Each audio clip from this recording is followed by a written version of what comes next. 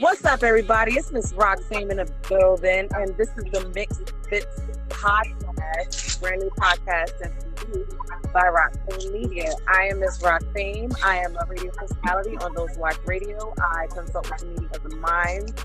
I'm on a podcast called The Meeting of the Bosses. I'm the owner and CEO of Body Rock Dance Group.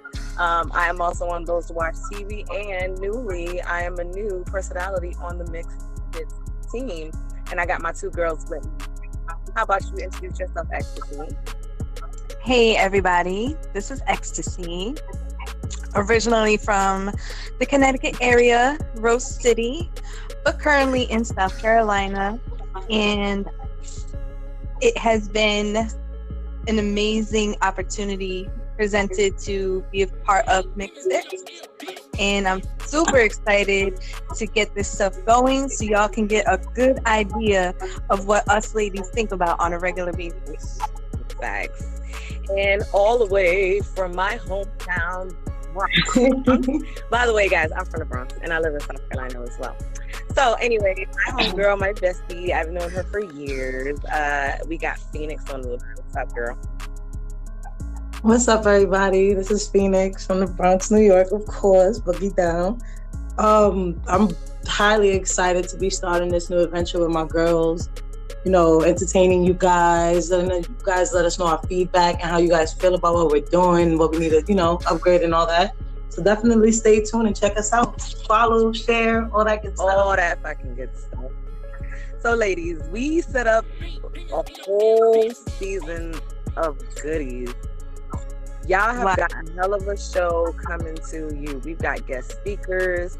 We got people that's calling in. We got some expert advice on some stuff. And mostly, I'm the professional one. Tiffany is more of the factual one. And Phoenix is going to tell you the truth about everything. That's a fact. I'm going to tell you that right now. But I'm amazed that we actually got this thing started. And now that we've introduced ourselves, I feel like it's time to talk about some stuff to get off our chest. What's bothering you, Ecstasy, in this world of dating and relationships right now? As of right now, I'm pretty content, seeing as I get to live a very liberating lifestyle, being polyamorous. Yeah, which we'll get into until later, y'all. Later. Absolutely. Definitely a juicy topic worth listening to. I can promise you that. But no, I'm just living my best life.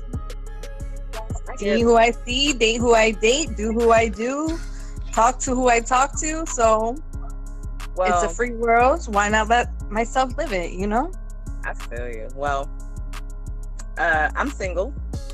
I don't date.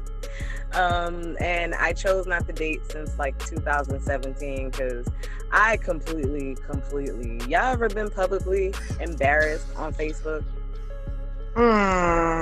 Yes. It's a rare thing. You feel me? And I don't even honestly, if y'all were called a rebound fuck on the radio, I bet you y'all would be single right now too. Whoa. Wow. I'm real on mine. I ain't gonna lie. I dated this guy for a year. He fucking leached off of me, off of my connections and shit like that, and went on another radio show and called me a rebound fuck, bro. Oh, wow. Wherever you are, fuck you, Quincy. Swear to God. That ass. Phoenix. Did we lose her? I'm not sure. Phoenix. Hear me? Oh. Hello? Oh, there you are. Let me start over. Oh, now, my phone Phoenix. closed, I guess. Now I'll start over. Phoenix. So what do you feel about dating and relationships in these day and age? In this day and age, I feel like everybody fucking cheats. You're not getting into a relationship without worrying about somebody cheating on you or you cheating on somebody. So I just feel like at this point, there's nothing but open relationships. My nigga, everybody's in an open ass relationship. Everything is complicated or in an open relationship. Nobody's coupled up or wifeyed up or no more. Word. Like, it sucks because if we were back in the old days, a lot of people would be a lot happier. I mean, Yeah. think about it. Not really. A lot of them back in the day were like forced to marry just because they were interested in fucking. You feel me? And I'm not talking not about that only far that, back. but yo, like, remember now, they were married at such a young age, so they had to grow up together. You know what I'm saying? But they also took the time out to always make things work, and that's not what we're doing at this And time. It's like there's so instead many of fighting there's for so it, we're many just levels like, you to know it. what? We don't got to deal with you. We out. Yeah, and the other thing is too is like there was actually like morals and values practiced heavily back then. Now Yup. everybody's just Respect. nobody gives a fuck about nobody but themselves. Right. So and you know what? All them shotgun weddings, it wasn't because they were forcing people really, really. It was out of respect. Like, you fuck my daughter, she pregnant. Right. We can marry her. yeah, exactly. That shit And was then you got to wonderful. think about too, you know what I'm saying? Like, times are changing. Times have been changing. It's not the same way it was back in the day. You know what I Right. mean? Like, That's very true. old-fashioned values don't count in a new age era. Mm-hmm. I mean, what about that little glimmer of hope? Like, I have friends that has actually been with their spouse for a long ass time and actually made it work. But those actually are people that came with like old school values behind them. Like, I know their parents, so I know their parents been married for a long time. Like, not Yes. my mama, but my mama went from husband to husband to husband. My auntie ain't never been married. My grandmother married, and she's single now at her old age. And like, it seems like the pattern never stops. You feel me? It's a generational pattern. Exactly. The generational. Yeah, that really is. Exactly. And it's like, if you weren't raised around like a dual parent household, you don't know how to have that type of a relationship as an adult. I don't believe that though, because I have a friend right now who's going through this situation with her baby father, who was raised by both parents, and he still ain't shit, regardless of the fact that he was raised by both his And parents. on the opposite, Knowing damn well what it's like to be around your family and then have a friend who doesn't have a parent. and I got an opposite effect of that. I have a friend that was raised by a single mother, and he's a hopeless romantic. All he wants to do is be a father and a husband. Yeah. See? I think that's, I don't know. I just feel like it could be like a it's an individual, it's like it's somebody's own idea of what they want for their lives. You know what I'm saying? Especially in a relationship or a marriage kind of situation. Right. But like for me, my parents have been married for over 40 years. So in my eyes, marriage is normal to me. So that's what I want. Now, my current relationship is an open relationship. I'm starting to get the idea that maybe marriage isn't the best thing for me, as long as I have my life partner, because at the end of the day, that's what a marriage kind of is. But in this day and age, it's more of a business than it is a morality thing. You know what I'm saying? People don't look at it like that. People look at it like, oh, well, let me see what I can get from them if I marry them. I mean, if we divorce, I can get half of whatever he makes or half of whatever she has. And besides, you got to think about it. It's a contractual agreement at the end of the day.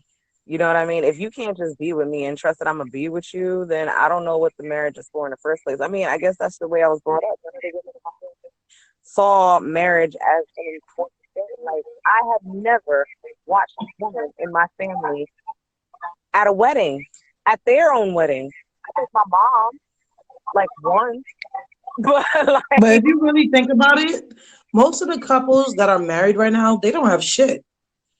They struggle together. They don't got a dime to their name together. No, those are the people that are married. They have something. They have one another. And that's what I think a lot of people are missing out of the whole situation, is that it's a partnership. It's a team. And everybody's like looking at their spouse like, oh, what can I get from them? Nobody's taking the time to build bonds with one another before they jump the broom. So, well, how can we help one another grow? Like, well, you have to have patience and understanding, and not have a self-centered mindset like it's my way or no way. Let me say something real quick. So I had a friend of mine approach me and say, oh my gosh, my boyfriend's not listening to me. He's not giving me what I want. And it kind of dawned on me like, well, wait a minute now. Are you saying this because you feel like you own the relationship? Because at the end, listen, when you're in a relationship with somebody else, you're not the owner of that relationship because you're sharing it with another person. I don't know about that. I am the owner. So, but what I'm saying is, if you want a successful relationship, y'all have to compromise with one another. If y'all aren't gonna, like, if y'all can't meet on an even keel, then something's got to give and something's got to be taken away. And a lot of it is pride and ego and selfishness and greed. And those are all the wrong qualities to have in a relationship. You want to have patience. You want to have understanding. You want to have the understanding that if you sacrifice something for your partner should sacrifice something for you too.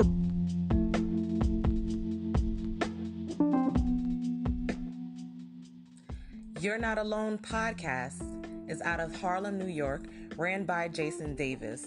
It talks about real life issues and how to overcome challenges in your life. There's also a lot of discussions on relationship and everyday handling. If you want to get in contact with Jason Davis, follow him on Facebook or here on the Anchor app. Once again, catch the podcast, You're Not Alone.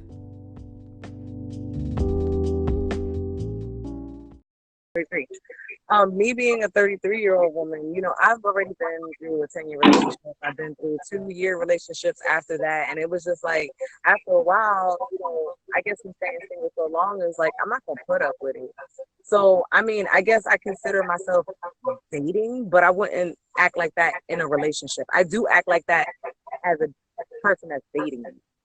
Like, I will cut you off at the drop of a dime. Like, I really have no more time to waste. Like, sure, I had to learn how to try and make my relationships work. And within doing that, I also learned that the things that I won't tolerate for a reason. Mm-hmm. There's a lot of shit that, I will leave you for at the end of the day. Relationship, friendship, I don't tolerate it. If I don't want it to be done to me and I don't expect it to be happening at all. Mm-hmm.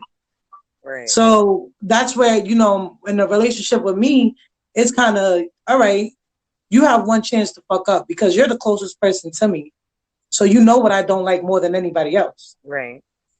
So there's no reason why you should be messing up because you already know what's up. Mm-hmm.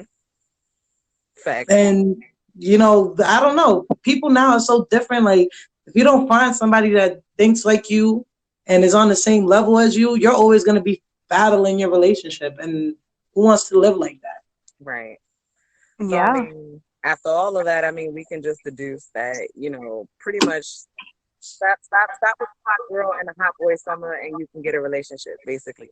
Oh, chill out, shorty. It's a hot girl summer. You heard? Oh my God. I cannot get the hot girl shit. I'm too old, but I think I'm too busy for a hot girl summer.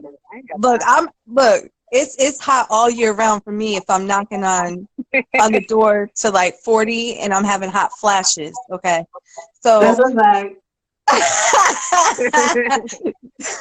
Nah, I really ain't that old. I'm just playing. But ladies, we're gonna get into a song and we will come right back. And when we come back, we're gonna talk about how to handle haters because, being women and being in any industry, there's always haters, and the mixed face are not gonna have that. Okay. Yeah.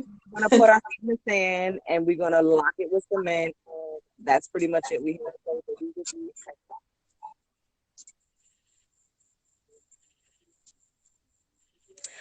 All right, ladies, we are back. What's good? What's up?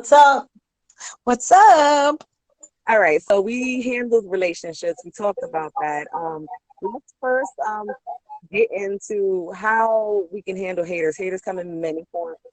Different, what is it? Different forms? Yeah.